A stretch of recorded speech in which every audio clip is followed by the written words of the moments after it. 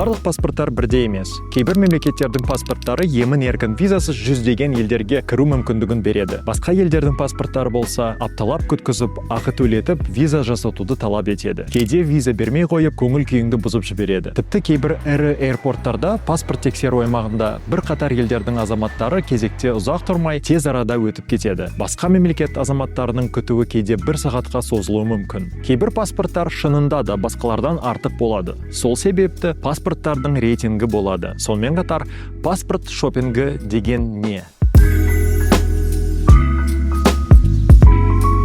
Паспорт күшін қалай анықтайды? Паспорт мемлекеттер шекарасын өту үшін және шетелде болу кезінде иесінің жеке басын және азаматтығын куәландыратын мемлекеттік құжат. Қалыптасқан халықаралық қарым-қатынастарға байланысты әлсіз және күшті паспорттар болады. Көптеген паспорт рейтингін құрушылар негізінен бір факторға ғана, яғни визасыз саяхат мүмкіндігіне ғана сүйеніп паспорттың ең мықтысын анықтайды. Бірақ құжат күшін анықтауда бұл критерийдің маңыздылығы 50% құрағанмен паспорт күші бұнымен ғана анықталмайды. Визасыз саяхат мүмкіндігінен басқа салық салу, қос азаматтыққа ие болу мүмкіндігі мен жеке бас бостандығы деген критерийлерді қарастырады. Осылайша жан-жақты қарастырып, елдер арасында ең мықты паспортты анықтап тұрады. Ең мықты паспорт қай елдің паспорты? Әуе транспортының халықаралық қауымдастығының мәліметтері негізінде Hanley Partners Passport Index жыл сайынғы әлем паспорттары бойынша рейтингі құралады. 2024 жылғы қорытындылар бойынша 194 мемлекетке визасыз саяхатқа бару мүмкіндігі бар 6 елдің паспорты бірінші орынды өзара бөлді. Бұл Франция, Германия, Италия, Испания, Жапония және Сингапур паспорттары. Жапония мен Сингапур паспорты соңғы 5 жыл бойы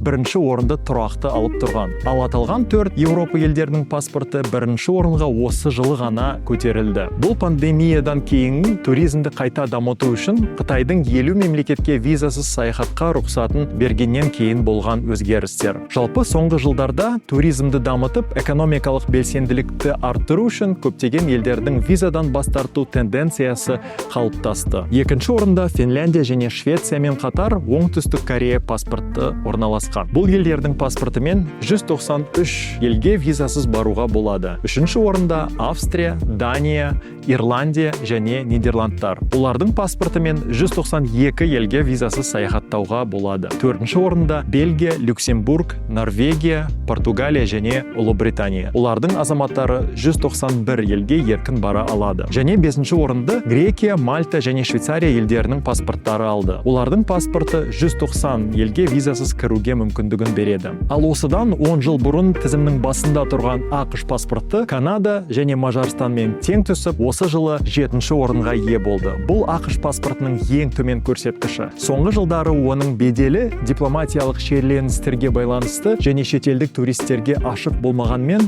байланысты осылайша төмендеді. Мысалы, Бразилия жақында ақш азаматтары үшін белгілі бір себептермен визасыз кіру рұқсатын алып тастады. ақш-та Бразилия азаматтарынан елге келу үшін виза сұрайтын болды. Ал ең әлсіз паспорт кімде? Hanley Partners мәліметтері бойынша 2006 жылдан бері саяхатшылар визасыз бара алатын елдердің орташа саны 2 есе өсті. Бірақ барлық елдер бұл өзгерісті тиімді көрмеді. Ал әлсіз паспорттар антирейтингінде Ауғанстан паспорты бірінші орында орналасқан. Оның паспортымен тек 28 елге ғана визасыз кіруге болады. Одан кейін Сирия, Ирак, Пакистан және 5-ші орында Йемен паспорты орналасқан. Жаһандық терроризм индексі бойынша аталған 5 елдің 4-еуі терроризмнен ең көп зардап шеккен алғашқы 10 елдің қатарына кіреді және олардың барлығында қарулы қақтығыстар жиі болып тұрады. Сол себепті олардың паспорттарында визасыз саяхаттау мүмкіндіктері көп емес. Қазақстан паспортының күші қандай? Анықтамас бұрын осы контент ұнаған болса, төменге түсіп, лайк және subscribe батырмасын басыңыздар. Ол бізге өте үлкен көмек көрсетеді. Қазақстан паспорты ше.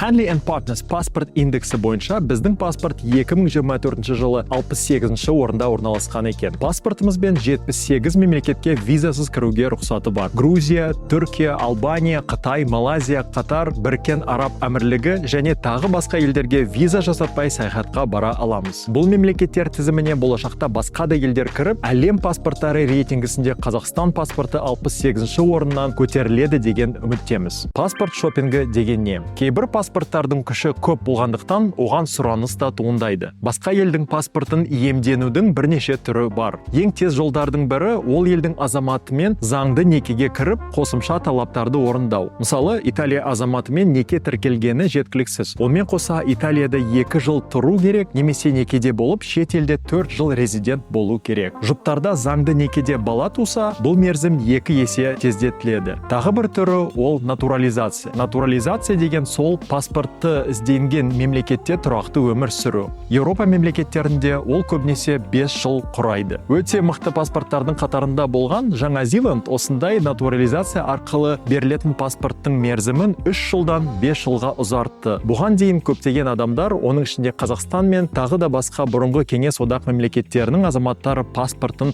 алып алған. Үшінші түр ол сол мемлекетке инвестиция жасау, немесе бір жолата ақша беріп, тез арада елдің паспортын иемдену. Былайша айтқанда, паспорт сатып алу. Ондай елдерге Сент-Китс және Невис аралды мемлекеті жатады. Жалғыз жеке тұлға үшін 250 мың ақш долларын елдің ұлттық фондына инвестиция ретінде берген адам ол жерде өмір сүрмей-ақ ала алады. Сент-Китстің артықшылығы ол бұрын Ұлыбритания патшалығының бөлігі болғандықтан рейтингі жоғары болып саналады. Тіпті Ұлыбританияның өзінде 2 жылға дейін еркін өмір сүруге рұқсат беріледі. Мықты паспорттардың ең арзандарының бірі ол Доминика паспорты. Жоқ, бұл Доминика емес, бұл Доминик Республикасы, ал Доминика ол басқа. Доминика паспортын жеке басты тұлға небәрі 100 мың долларға немесе 4 адамнан аспайтын отбасы 250 мың долларға ала алады. 100 мың доллар дегеніміз ол бір Land Cruiser'дің құнынан аз. Паспорт берілгеннен кейін 8 айдың ішінде 140 мемлекетке иесінің жолы ашылады. Паспорттан бас тарту неге кездеседі? Дамыған немесе паспорты мықты мемлекеттердің азаматтығын алумен қоса бас тартуда кейде кездеседі. Әсіресе ақш азаматтығынан бас тартқан адамдар аз емес. Оның себебі ақштың заңнамасы бойынша азамат қайда өмір сүрсе де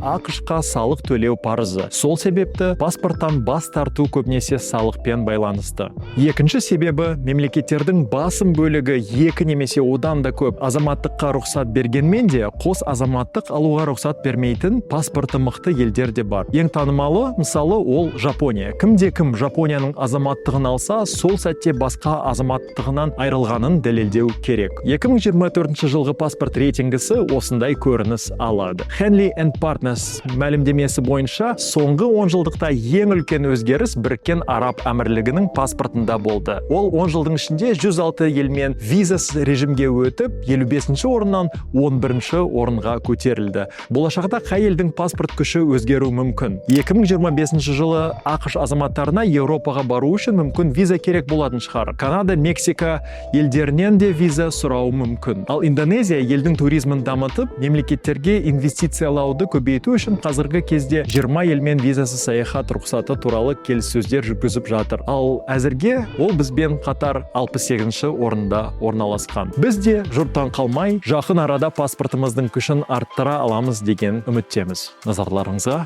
рахмет.